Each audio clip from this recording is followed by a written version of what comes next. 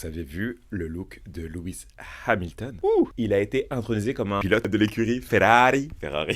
Et le monsieur était stylé. Quand je vois Lewis Hamilton aussi beau, j'ai envie de l'appeler tonton. Non, vraiment, il a mis la pression. Alors, Lewis Hamilton, c'est un homme de mode. Il traîne avec des gens de la mode. Il s'habille mode. Parfois, c'est un peu compliqué pour moi. Parfois, c'est plus réussi, un peu plus subtil. Mais là, comme c'était un peu des photos officielles, je crois qu'il a été intronisé en même temps que Trump d'ailleurs, non? Ouais, bah c'était plus réussi côté Ferrari, dans le bled là dans lequel ils sont en Italie, qu'à Washington DC, je vous le dis. Lewis, il a du style, il a une dégaine, il a toujours une coupe de cheveux un peu audacieuse, il a toujours des vêtements qui ont l'air chers. Et là, il a vraiment joué entre sa dégaine habituelle et une élégance beaucoup plus classique, un peu plus institutionnelle. On est sur une tenue super classique, puisqu'on est sur chemise blanche, cravate, manteau sombre, costume sombre. Et ce qui fait la différence, c'est la dégaine globale, c'est les proportions. On est sur un costume qui est pas trop slim. On est sur un pinstripe sur le costume, qui est donc un tissu à rayures stylo. Pinstripe, c'est rayures stylo. Je suis à peu près sûr que c'est une flanelle, ce qui correspond bien à la température actuelle. Mais je suis pas sûr. On est sur un croisé, quelque chose d'assez statutaire du coup. C'est élégant le croisé, parce que quand on porte un croisé, on voit pas la chemise qui sort du pantalon. C'est assez net. On est assez rare pour être noté sur un 6-on-1. Nous, généralement, on travaille le 6-on-2. On a rentré un nouveau modèle qu'on a fait pour Farid notamment, Friengo en 6-on-1. Et ici, c'est ce que porte Lewis. Il a un beau manteau croisé qu'il porte par-dessus les épaules. Ça, c'est intéressant. C'est pas l'idée de tout le monde de faire ça. Ça ressemble un peu à une cape. Du coup, on appelle ça porter son manteau à l'italienne. C'est un truc que j'adore faire. Paradoxalement, c'est pas toujours facile parce que, vous voyez, moi, par exemple, j'ai les épaules vers l'avant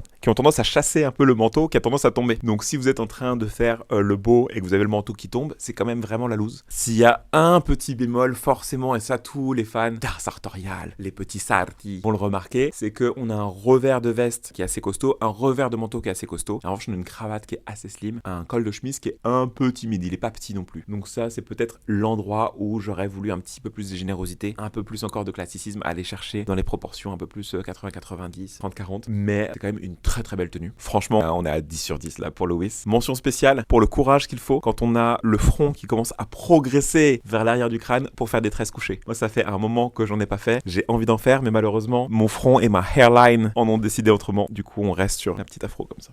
Petit détail que je trouve intéressant, c'est que je pense qu'il porte des loups-boutins, forcément, parce qu'il porte des chaussures à semelles rouges. Saint-Laurent avait fait ça aussi à un moment, mais ils ont perdu le procès. Bon, donc maintenant, il n'y a plus que Louboutin qui le fait logiquement, sauf si c'est des fausses. A priori, Louis, il a des vrais. Et là, du coup, il a une bottine qui est assez costaude, assez spéciale. Louboutin, ça peut être un peu compliqué, mais bon, voilà, qui font bien élaborer, bien chic, qui doivent le grandir aussi, parce que je crois qu'il est pas immense. Avec du coup, la semelle rouge assortie à la chaussure. Les assortiments, honnêtement, c'est pas toujours ce que je recommande. Parfois, les messieurs, ils ont un peu envie de se dire, je m'habille, du coup, j'assortis plein de trucs, donc j'assortis les chaussures, les chaussettes, la cravate, etc. Il faut un petit peu plus de variété dans tout ça pour que ce soit heureux, généralement. Une silhouette, c'est un peu moins mécanique. Mais en tout cas, ici, comme c'est discret, c'est sous la semelle, c'est une petite référence. Et puis, voilà, c'est quand même le pilote de la Scuderia Ferrari.